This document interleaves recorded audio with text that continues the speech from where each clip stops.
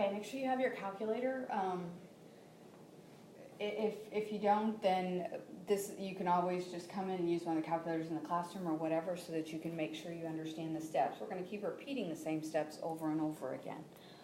Looking at the front page, these are all the terms that we're going to come back to and talk about in a minute. This is the new curve we're going to be working with, and it's called a parabola.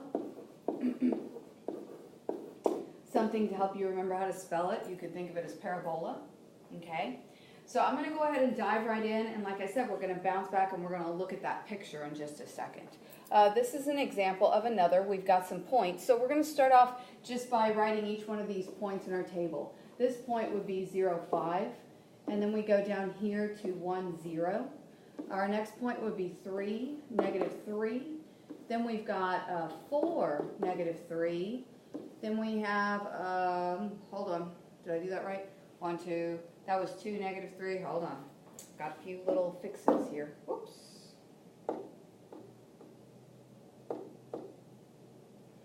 Okay, let me just try again. Let's see, so we started off with 0, 5. Then we got 1, 1. We got 2, negative 3, that would be better. We got 3, negative 4. Then this one's going to be 4, negative 3. Then I have 5, 0. And then we have 6, 5. Okay, so those would be the points. The first thing we're going to be asked for is our root, 0, x-intercept, and solution. And those are 4 names that all talk about the same thing. So now I'd like to go back to our picture here. And what you'll notice is these two are labeled the roots, solutions, x-intercepts, and zeros, okay? This is going to be where y equals 0. In other words, the point on this graph that crosses the x-axis. So when you look at this one, we're talking about these 2 points, 1, 0, and 5, 0. So we can go ahead and write those down. These are our roots, zeros, solutions, x-intercepts. All of those are names for this one point, okay? Or the point where it crosses the x-axis. And in this case, we have 2 of them. Your axis of symmetry is the next thing it talks about. So if we look over here, you'll notice right here it talks about your axis of symmetry. And notice it says x equals h. So they drew this dashed line because the dashed line means it's not part of the graph. And you'll notice it crosses right here at x equals negative 1. This is always going to be an equation because it's a line. So make sure you always write your answer as an equation. So it's always going to be x equals. So if I draw my dashed line, you'll notice it goes through the middle of your parabola. At this point, I'm looking for, well, what is the x value? I got 1, 2, well, that's 3. So you have x equals 3 as your axis of symmetry. And this is actually what the line which your graph will reflect over. Then it asks us for the vertex. So let's go back to our picture. And you'll notice right here, the vertex, they've got it being called the maximum or the minimum. In this particular picture, it's your maximum. It's your top point, your peak, okay? The one we're actually working on right now has a bottom point. It's low, a bottom out, a valley. So our vertex in this case ends up being 3, negative 4. And since it's the lowest point of our graph, it would be considered a minimum. It's that point where your graph changes direction. So since we have a minimum, it asks you for the minimum value. In other words, how low does it go? Well, that's going to be the y value, which is negative 4. And there's something I really want you to notice about the vertex. From the vertex, you can get, from the x value, you can get the axis of symmetry, and the y value will give you your minimum or maximum value. So then we have buddy points. Buddy points are any of the points that reflect across. For example, this right here is a buddy point with this one. So we could list those as our buddy points, which would be 2, negative 3, and 4, negative 3. What you'll notice about buddy points is they have these same y values, okay?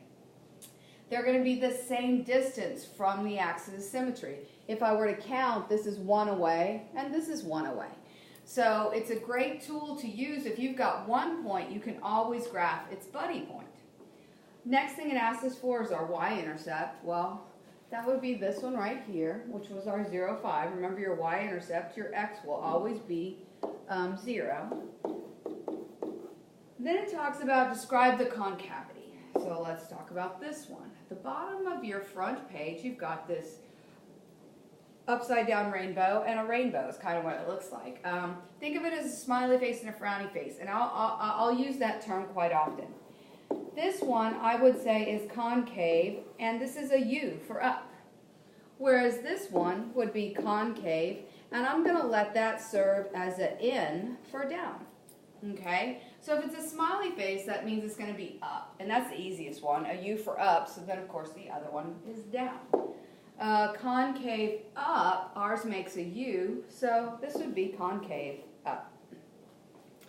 The domain, once again, anytime you're doing domain and range, you always need to remember, is it discrete or continuous? In this case, we have points. Since we just have points, we would just list our domain.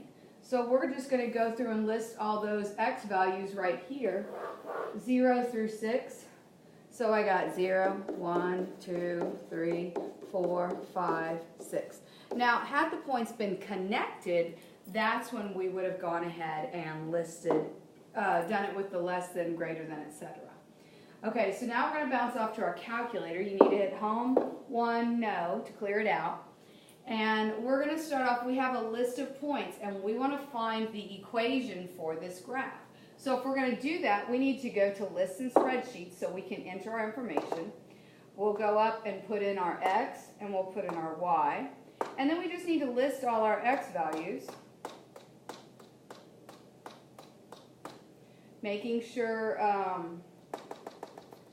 that we enter them correctly.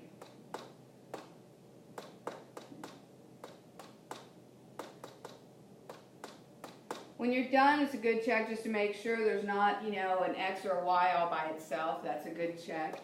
Also, once again, make sure you enter them correctly. If they're not entered correctly, your answer is not going to be correct. At this point, we do menu, statistics, stat calculations, and we're going to look down and we're going to find quadratic regression. So if you look, you notice it's right there at number 6. And then this is where I say I called my x's x, I called my y's y's, and push enter twice. Okay, so I can look at this already and I can tell you I typed in something wrong because that's not what it's supposed to be. I got 0, 0, 1, 1, 2, negative 3, 3, negative 4, 4, negative 3, 5, 0, 6, 5.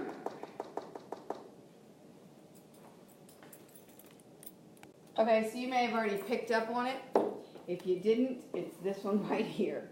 This point right here is 1, 0. I labeled it right there, but when I wrote it in my table, I did not write it correctly, and therefore I did not enter it correctly. So this right here should be a 0. Now, if you'll notice, once I've changed it, it will actually automatically fix my regression for me. And you have to understand, the only reason I caught it is because I already knew what this regression was supposed to be. Okay, so now let's go back and let's look at what that equation actually looks like. This looks like ax squared, whoops. We got ax squared bx plus c. And what you'll notice is over here, they have a equals 1, b equals negative 6, and c equals 5. Which means I need to take each one of these values and plug it in for that variable. So if I go back to where I'm supposed to write it on my page, I would write in f of x, and keep in mind, you could put y there. They're the same thing. It would be fine. And if I do 1x squared, well, 1 times x squared is x squared, so I don't have to put the 1. And then minus 6x, and then plus 5. So now I have my ax squared plus bx plus c. Okay? So let's try another one. Looking at this one, the first thing we're going to start off with is our roots and zeros. So let's see if I can get all these points written correctly. Let's see. This one right here is going to be negative 2, 0. And this one's going to be negative 6, 0. So that would be our roots, zeros, x-intercepts, solutions. And what you have to keep in mind is I can ask for this in any way. Our axis of symmetry will be that dashed line that goes through the middle of our curve. So that will be x equals 1, 2, 3, negative 4. So x equals negative 4. Our vertex is going to be the very bottom or the very top. So in this case, it will be negative 4. Notice how it's the same as the axis of symmetry. And then it goes 1, 2, 3, negative 4. So my vertex is negative 4, negative 4. In this case, it's an absolute bottom. So it is a minimum. And it goes, the question is how low does it go? It goes all the way down to negative 4. A set of buddy points, there's more than one set. This is an easy set right here, right next to my vertex. So if I were to do those, I have what? Negative 5, negative 3, and negative 3, negative 3. The y-intercept, if you'll notice, we can't even see it, so we're going to wait until we put that in our calculator to get it. The range we could do. Now this one is continuous, and since it's continuous, we will do less than y, less than. So then you're curious, well, how low does it go? Well, what was our minimum value? It was negative 4. And our graph did have a point at negative 4, so we should include it. And then you'll notice at the top of this graph, it has arrows. So it's going up forever. So it's going to go to infinity. Now it asks us for the equation of the parent function. So I'm going to take you back a little bit. I believe you remember y equals mx plus b, which is our equation for a line. Well, the parent line was y equals x. So that's the boring one, right? There's absolutely no extra numbers. It's as plain as it can be. So now you think about, well, we got y equals ax squared plus bx plus c, which is a quadratic in standard form. So what from that would be our parent? Well, what would be the most plain of that? Get rid of all the extra stuff. And I end up with y equals x squared. Oops. Keep in mind, it's always going to be y equals x and then the exponent, whatever that is. There won't be anything else involved. So once again, now we have to go find our equation. So I'm going to hit home, 1, no. And we need lists and spreadsheets, and we're going to start all over again entering our information in. Now here's the thing I didn't tell you last time. On a quadratic, all you have to enter is 3 points so long as you're not dealing with any real type data. And since we're looking at a curve that we took the points off of the curve perfectly, all we have to enter is 3 points. So I'm just going to enter, let's try that again. I'm just going to enter these 3 points right here. Because that's just all I have to. I can enter more, but it just takes more time. So I got negative 6, 0, negative 2, 0, and negative 5, negative 3. Then you need to make sure you get back to that C1 spot so that it'll go through without giving you any errors. You've got menu, statistics, stat calculations, and then we're going to go with quadratic regression. We put our x's, we call them x, we call our y's, and then push enter twice. So your A value, you'll notice, is 1, your B value is 8, and your C value is 12. So I would write this y equals, since A is 1, I can just put x squared, and then I've got plus, my B value is 8, so 8x, and then my C value is 12, which is my constant. So now I told you when we found the equation, we would find the y-intercept. Well, I want you to remember the y-intercept is 0. 0 squared plus 8 times 0 plus 12. 0 plus 0 plus 12. So notice, whatever your constant is, that is going to be your y-intercept. Okay? We got another one. This one, we're going to start off by finding our roots and zeros. And you might be looking at it thinking, hold on, it's just not even crossed the x-axis. That's true. That just means there's no solutions. No real solutions. Okay? Our axis of symmetry is going to be a dashed line, once again, in the middle of our parabola. And in this case, it would be at x equals negative 1. Keeping in mind, if that is our axis of symmetry, that is also the x value of our vertex. Our vertex is negative 1, 1, 2, 3, 4. So negative 1, negative 4. Once again, it's the bottom of the graph, so it's going to be a minimum, and our minimum value would be 4. A set of buddy points, The first set I see is right here, and that's the only one you're going to see actually on this. You'd have to go to your calculator to find some more. So one set of buddy points, 1, 2, 3, 4, 5, 6, is -2, 6, and the other is 0, 6. It asked you for the y-intercept. Well, you just wrote down the y-intercept for one of your buddy points. How many solutions? There are no solutions. And the reason there are no solutions is because it does not cross the x-axis.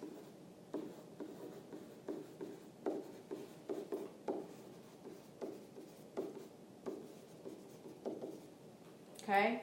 Once again, we got to find our regression. So I've got 3 points right here that I can use. So I'm going to go back to my calculator. Home 1, no. I'm going to select 4.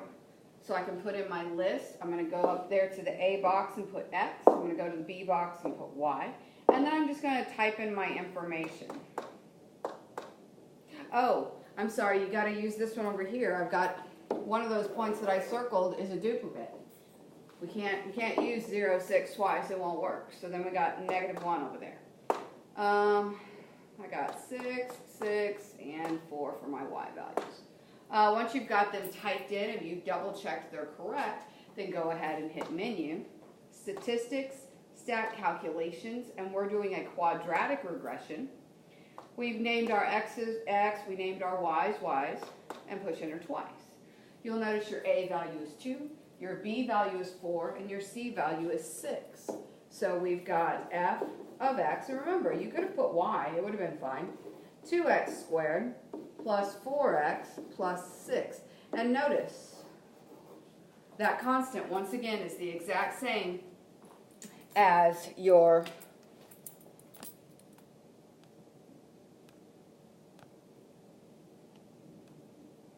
y-intercept.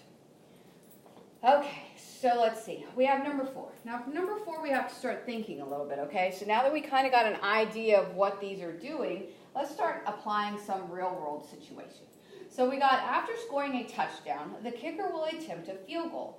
The graph to the right represents the path of the ball. Use this to answer the questions below. Notice what they gave us. They gave us the axis of symmetry, and they gave us 1 point. That's it. That's all the information they gave us. So, plus they gave us a little story, right? So it says, based upon the information provided, place a point where the ball was kicked. Okay, so you've got a kicker, and he's going to kick a field goal. Well, if we were to think about time and say you were timing this kick, well, you would have a start time of 0 seconds, right? And then, well, where's the ball when he kicks for the field goal? The ball is on the ground. So we would put a point right here at 0, 0. The ball would be kicked, right? And then it's going to come back down. Well, remember, it has a buddy point. If I were to count my tick marks, 1, 2, 3, 4, 5, that means 5 over 1, 2, 3, 4, 5. There's its buddy point. So that would be where the ball is going to come back down to the ground at. Okay? So then the next question says, when did the ball hit the ground? Since we just counted 5 and 5, we may be thinking 10, but hopefully in the mix of that, you'll notice each one of those tick marks represents 1/2 of a second. So this is a half, this is 1, this is 1 1/2, this is 2, this is 2 1/2. Oh, well, if this is 2 1/2, why don't we go ahead and label the maximum height to the ball? And then we continue on, so this actually ends up being 5 seconds later when it hits the ball. And keep in mind, these are called roots, zeros, solutions. They have 4 names, right? X-intercepts. By the way, let's go ahead and finish this. Let's see, this is 1, 2, 3, 4, 5, 6, 7, 8, 9, 10. However, each one is 3, which means the ball may reach a maximum height of 30 feet in the air. So then it says, trace the path of the ball. Blank depends on blank. Remember, y always depends on x, so height depends on seconds. After that, find the quadratic equation using your points on your calculator. So now we're back to home 1 now. And we've got, let's see, we're going to put in x, we're going to put in y, we're going to put in 0, 0, 5, 0, and 2 1/2, 30, right? then we go check our points, make sure we type them in correctly, go to that C1 blank, and we hit menu. Statistics, stat calculations, and we're going to go with a quadratic regression. We called our x's x, we called our y's y's, push enter twice, and our quadratic equation is going to be y equals negative 4.8x squared plus 24x. Notice your C value is 0, so I don't have to put plus 0. Of course you could. Okay, so now, new thing about the calculator. Our next question is saying, hey, where's the ball after 4.5 seconds? 4.5 seconds is an x value. So I want to know, when I look at 4.5 seconds, I want to know, whoops, lost my pen. I want to know where the ball is right in here. So if that's the case, and keep in mind that's a rough sketch, so it might be a little off. So if I want to know that, I've got to go over to my calculator, and I need my calculator to draw an accurate sketch for me. So we're going to get a graph, we got to hit Control Doc or Control Add a Page, because we want to add a page and we want it to be a graph. So we're going to choose Add Graphs. Notice it's on F2. If I arrow up, my equation is sitting right there, ready for me to just push enter, and it will graph it. Since they gave me an x value of 4.5 seconds, I'm going to hit menu, and anytime I have an x value, I can use trace. And then I'll use graph trace, and then I just type in my x value. So I'm going to type in 4.5. You notice the minute you start typing, it pops up with x equals.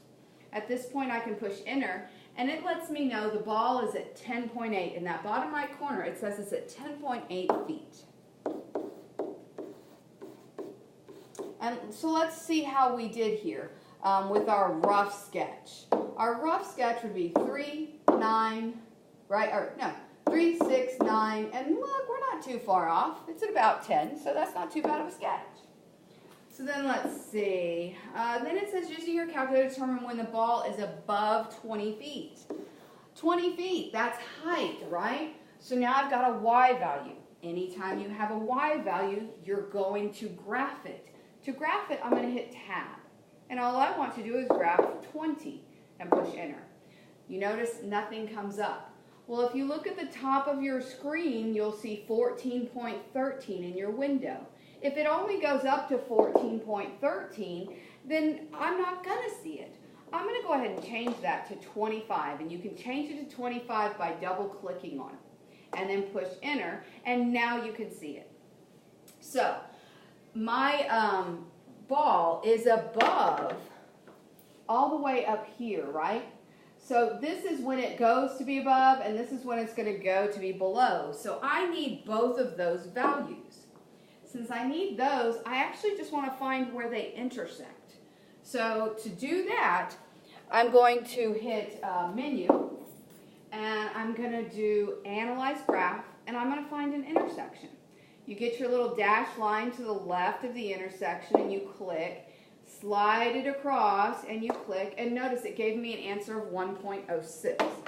So at 1.06 seconds to another value, which I have to find as well, menu, Analyze Graph, intersection. I want to be to the, make sure I'm just to the left of it. I don't want to go too far, and I click, whoops, I must have hit it already. Menu 6, Analyze Graph. All you gotta do is repeat. I need to get away from this point. So I'm gonna get over here.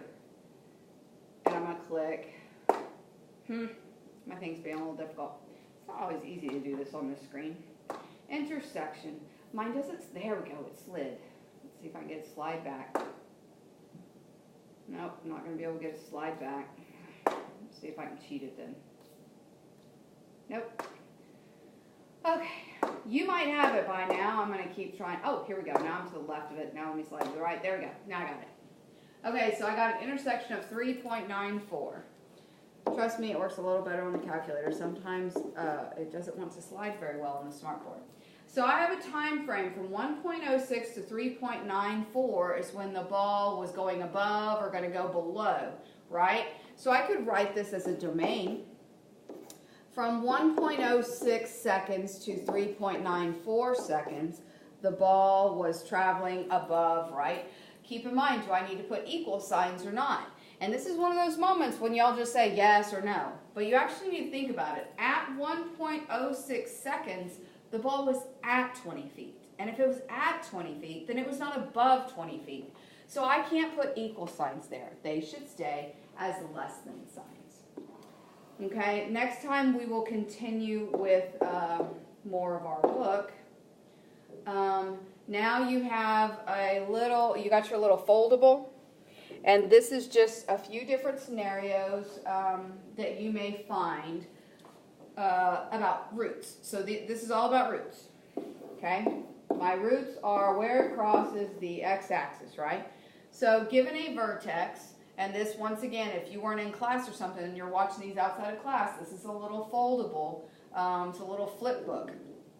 If you didn't get it, ask me about it. Anyway, given roots, given a vertex at -1, 9, and given a point at 2, 0, which lie on a quadratic function, find its roots. Okay, so all I'm going to do is just draw a rough sketch to see if that helps me. -1, 9. I don't want to plot a whole bunch of little tick marks, so I'm just going to label it. And then I got 2, 0. Here I can count, because once again the vertex is on the axis of symmetry. So I've got from here 1, 2, 3, which means 1, 2, 3. So this would be -1, 2, 3. This is -4, 0. So now when I ask you for your roots, you've got -4, 0 and 2, 0. Okay? So that would be your two roots for this scenario. The bell rang, so I got to hurry this along. This one right here, you'd need to pick 3 pretty points, plug it in your calculator, and then you're going to have to find these, okay? So say, for example, I were doing that with the graph I have, just so I can show you. After I put them in, if I were to look at menu, analyze graph, you notice number 1 is zeros. You're going to use that to find your zeros. And once again, you're going to get, it's got more than one graph, so it's asking me which graph. You get to the left of your root, and you click on it, and you get to the right, and now it's giving me 1. I do menu 6, and I do 0 again, and it's asking me which graph again. I want that graph. And there's my lower, and then I'm going to slide over, and you'll notice it's giving me both of my roots. Now, if they were pretty, like what I had on my calculator, you wouldn't have to look for them, but you'll notice in the one you have to do in your notes, neither one of them were pretty, so you're going to have to find them. Okay, and then we had one more scenario, and I don't know where it went. You have one more scenario. It's some points, and you have to put them in your calculator as well. So anyway, if you have any questions, come in and see me about it.